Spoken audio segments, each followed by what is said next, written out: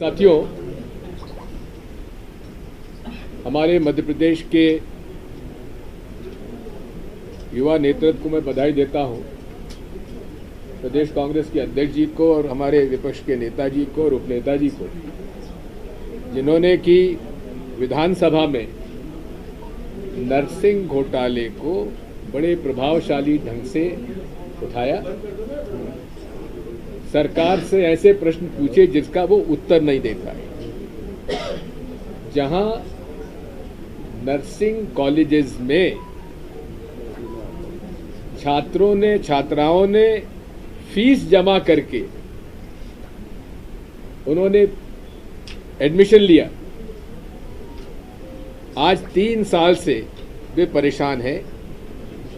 पढ़ाई हो रही है कि नहीं हो रही है, इम्तिहान क्यों नहीं हो रहे हैं, और जिनके इम्तिहान हो गए उनके नतीजे नहीं निकल रहे हैं। तो आखिर ये अपने आप को जो युवाओं के एक प्रतीक कहते हैं, ये इन छात्र छात्राओं के साथ अन्याय क्यों कर रहे हैं। और यही नहीं है, सीबीआई को जांच मध्य प्रदेश सरकार ने नहीं सौंपी, माननीय हाई कोर्ट ने सौंपी। और ये डबल इंजन सरकार का जो डबल इंजन भ्रष्टाचार है, इसका माननीय अध्यक्ष जी ने इसका जिक्र किया है, उसमें सीबीआई के अधिकारी भ्रष्टाचार करते पाए गए, जिसमें इसकी कुछ को बर्खास्त किया गया है। ये वही लोग हैं जो व्यापम से भी इन्होंने जांच की थी। तो सीबीआई पर भी भरोसा नहीं कर सकते, मध्य प्रदेश की इकोनॉमिक ऑफेंसेस विंग पे भरोसा नहीं कर सकते, स्पेशल इन्वेस्टिगेटिव टीम पे भरोसा नहीं कर सकते। इसके बारे में जैसा कि माननीय अध्यक्ष जी ने कहा है, 2006 के बाद से जितना भी भर्ती में एडमिशन में घोटाले हुए हैं, व्यापम से लेकर और आपके नर्सिंग घोटाला, और जैसा कि हमारे विपक्ष के नेताजी ने कहा है कि अब एक और घोटाला वो 4 दिन बाद बताएंगे। इसकी मानसिकता और ये तरीका किसका है, ये ब्रेन किसका है? ब्रेन उस व्यक्ति का है जो यहां मुख्यमंत्री रहा, जो आज केंद्र में मंत्री बन गया है, और ये उसके फंड क्रेजर हैं, ये विश्वास सारंग और उनकी पुरानी टीम। ये खुद कहते हैं प्राइवेट कन्वर्सेशन में, भैया हमको तो थोड़ा बहुत खुरचन मिल जाता था, मलाई तो ऊपर जाता था। ऊपर कहाँ जाता था, ये विश्वास सारंग जी बताएंगे। या शिवराज सिंह चौहान जी के डंपर घोटाले से लेकर आखिर तक खुरचन किसके पास जाता था और मलाई किसके पास जाती थी, वो बताएंगे। और ना खाऊंगा ना खाने दूंगा बोलने वाले नरेंद्र मोदी जी इसका जवाब दे सकते हैं। आखिर ये तो प्रमाणित है कि व्यापम घोटाले को भी हम लोग सुप्रीम कोर्ट से ऑर्डर सीबीआई के करा पाए। कांग्रेस लड़ाई लड़ी, नरसिंह घोटाले की लड़ाई यहाँ के लोग लड़े, बच्चे लड़े, उनके साहस को मैं बधाई देता हूँ। और वहाँ के युवाओं ने लड़ाई लड़ी जो किसी पार्टी संबंधित नहीं है, हम उनके साथ। हम गए थे वहाँ एफआईआर दर्ज कराने के लिए थाने पर। किसी ने मुझे आकर बताया कि साहब वहां तो सुंदरकांड का पाठ चला हुआ है। तो मैं 10 साल तक मुख्यमंत्री रहा हूं, मैं भी थोड़ा नियम कानून जानता हूं, अधिकारी कर्मचारियों का code of conduct service rules जानता हूं।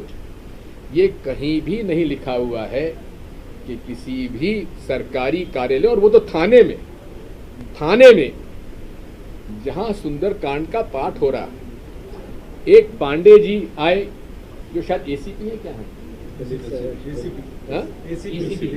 एसीपी है। उन्होंने कहा साहब वो हम आपको जवाब देंगे, जवाब मतलब इतने में एक टीआई साहब आए, हमने वही प्रश्न उनको किया।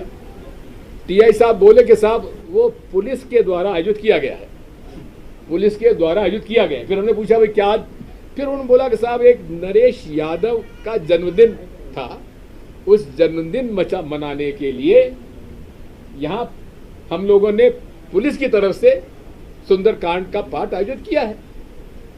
ये तो और भी गंभीर बात है। अगर ये बात है कि आप किसी भी नागरिक का जन्मदिन थाने के प्रांगण में मनाना चाहते हैं तो भाई हमारे कार्यकर्ताओं का जन्मदिन भी होता है। तो हम लोगों ने तय किया है, हमारे अध्यक्ष जी का और एलओपी हमारे जो हैं इनसे चर्चा हमारी हुई है कि भाई हमारे भी कार्यकर्ताओं का अब तो जन्मदिन थानों में मनेगा और सुंदरकांड के साथ साथ अगर हमारा तो संविधान में हर धर्म के लोगों का अपना अधिकार है। तो जब गुरु नानक जी की जयंती आएगी तो वहाँ हमारे गुरु नानक जी का पाठ पढ़ाया जाएगी, दरखास्त हम देंगे। जब हमारे मुसलमान भाइयों के बकरी ईद आएगी तो रोज़ा इफ्तार की भी हम आवेदन वहाँ देंगे, थाने में होना चाहिए रोज़ा इफ्तार। भाई ये संविधान क्या कहता है? भारतीय संविधान सबको बराबर का अधिकार देता ही नहीं देता है। और पुलिस को क्या जवाबदारी है?